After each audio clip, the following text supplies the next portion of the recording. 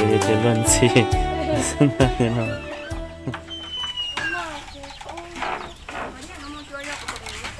nhả xí ai nhớ chỉ trốn tuổi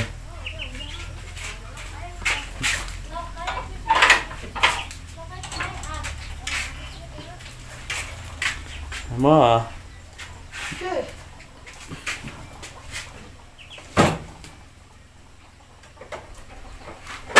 cho nhẹ cô cái đây là bảo hú à cái chế chết nó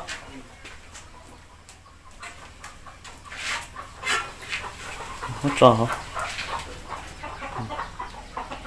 thì mất bọn mất thì cả rồi mất có mấy tiếng lại chỉ to sẽ cái tay quá lại này nè mất quá là không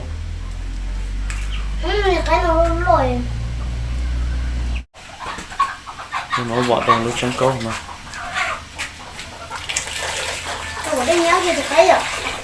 to cứ to cứ được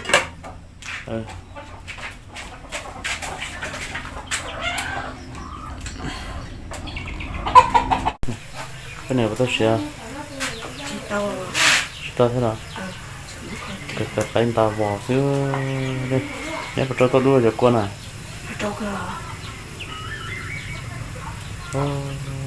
chân câu con mê rồi rồi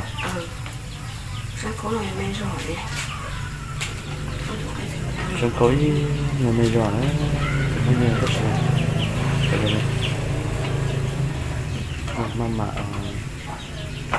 không cái rồi dê xía thế chứ mỗi hoàng ga mỗi thôi tự nhiên là hết cho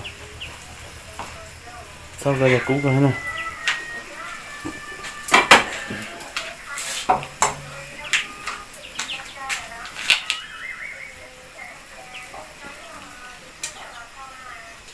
rồi sao tụi lo chỉ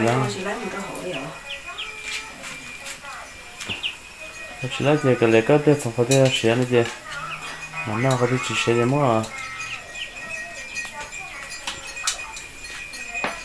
cả bác không đua xưa là nó chỉ mù nè nó có khó nè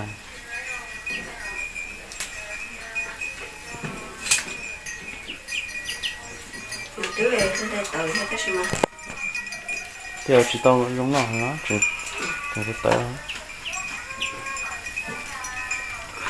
không biết chăng cái này cái gì có một cái tụi nó mà nó chơi cái tàu nó gọi cho tôi hôm nay chứ ta tại vì sẽ mất từ ba tay tàu tì hậu ga chơi ha mất tới con nhà là hậu nó mà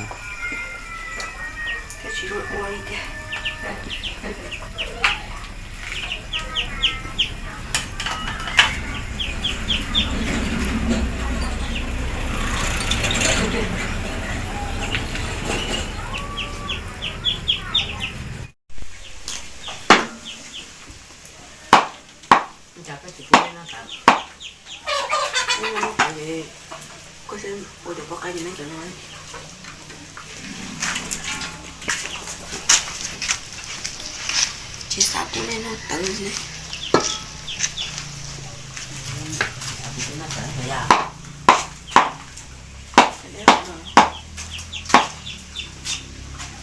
bây giờ nó cho một số nó xong lại bây giờ nó tụi mình phải chỉ nó bên nó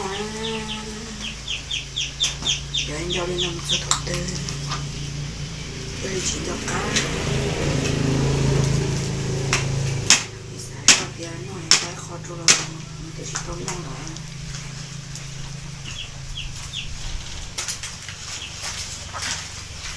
đó tôi xé bột xía mình chỉ cái không phải số nó sẽ tới cứ một tiền là xem tiền anh nhận cái những cái biết tiền mỗi chả có quá chỉ cái nào sẽ tôi sẽ bỏ yên chỉ yên thì một đây nó chỉ là yên là xem gì à cái món chia bố trí cho chị hỏi thế rồi Số chị ô sẽ gọi thì tôi chỉ mẹ anh nó nói đeo luôn để yên là gì đâu Thế vậy đó nè. vậy đó Chị sẽ vậy đó cho tránh gì. nha cái tôi nhìn này tội nha này cái này rất xinh nha Cái này đâu rồi mình cho nó cái này. Son đâu tôi. bây giờ số đồng tiền của lúc cơ sim nữa chụp những cái kia giờ này cái kia cái mà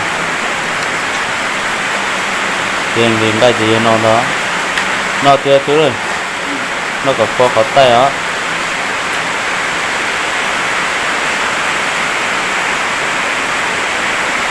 rồi nó cái này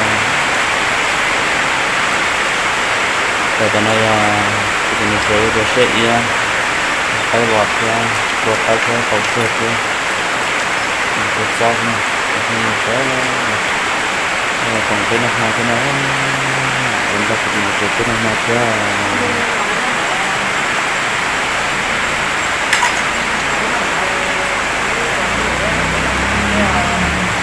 đó lần nào chứ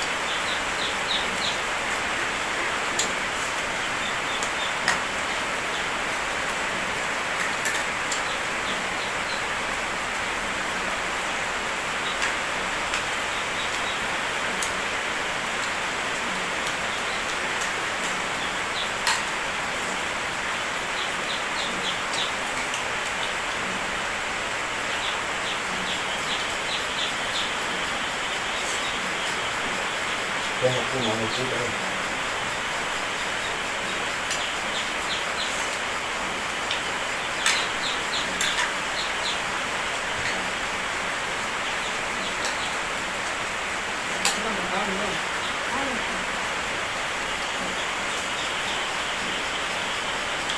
đang rồi tôi có thấy họ qua mấy cái giờ hả?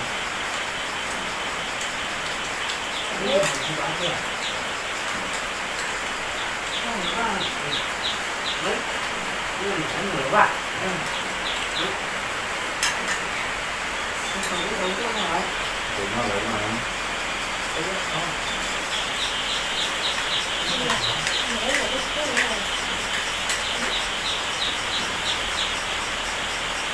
nếu chị khai lên thì là cuối thì nó học cơ hội rồi đó nó không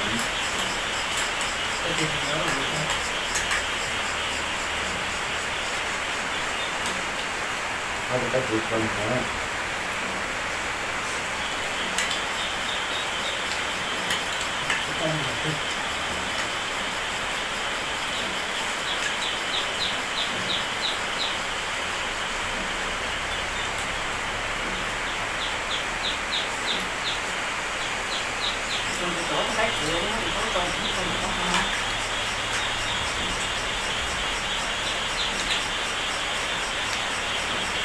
cái chuyện nó hồ hả Vô thì không. Dạ cô. Ở bữa thì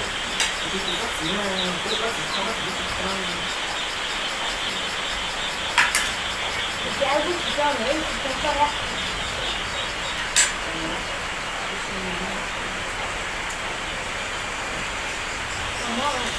không cũng mất mà mình có đi trên phút đó là đúng rồi mà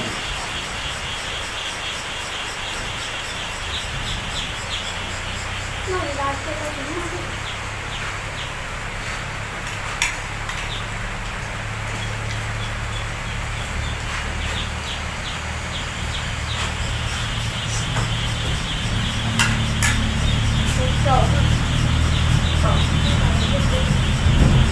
Dia có phải đều rất khỏe phát triển nữa đó.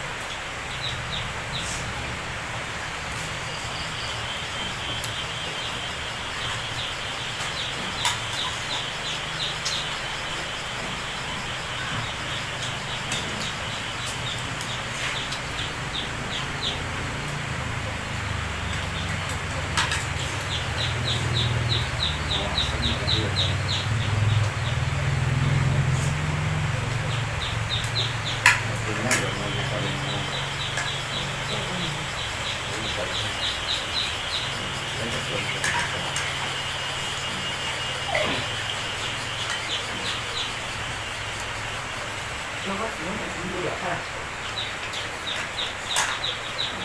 Nó quá. Nó nó tại vì cái bố nó không được chuột. Nó Nó chỉ cho đấy là đúng rồi. Rồi. Nó ơi. Nó kìa. Đó. Đây nè. Nó thêm đi. Được chưa? Phải nào ha. Đâu rồi? Được chưa? Ok, nhổ cái loa tân luôn ha. Không mê mê á. Bây giờ không vậy đó. Không có con nữa ha. Đúng rồi, đâu cần một con nữa rồi. Giờ nó mà đâu có. Không học á.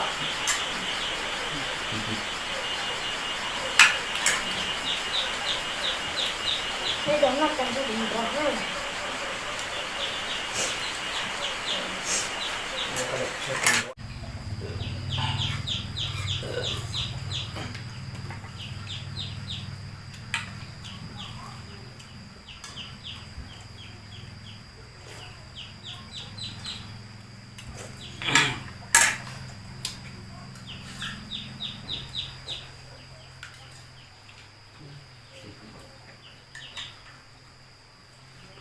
Cho nên chị không chụp con gì đó nè